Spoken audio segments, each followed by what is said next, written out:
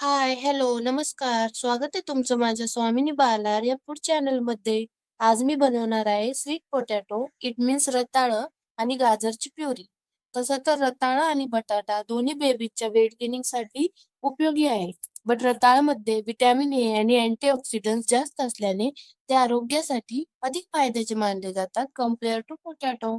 चला तर मग घेते बनवायला. त्यासाठी मी एक स्वीट पोटॅटो आणि गाजर घेतलं. त्याला सर्कल शेपमध्ये कट करून घ्यायचं म्हणजे ते पटकन स्टीम होतात. त्यानंतर कढईत 1-2 ग्लास पाणी गरम करून ठेवून त्यावर स्टीमर ठेवायचं. कट केलेले स्लाइस त्यावर स्टीम करायला ठेवायचं. 5 ते 10 मिनिटं लागतात 5 त्याला ते छान 10 स्टीम मिनिटांनी व्हायला चेक म्हणजे ते करायचं. एकदम पटकन स्वीट मॅश होतात. पोटॅटो आणि गाजर शिजलेत का ते. त्यानंतर याला मॅश करून घ्यायचं. मॅश करत असताना यामध्ये थोडंसं दूध घालायचं.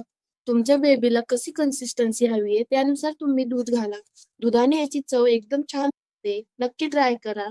तयार आहे आपली स्वीट पोटॅटो आणि गाजरची प्युरी.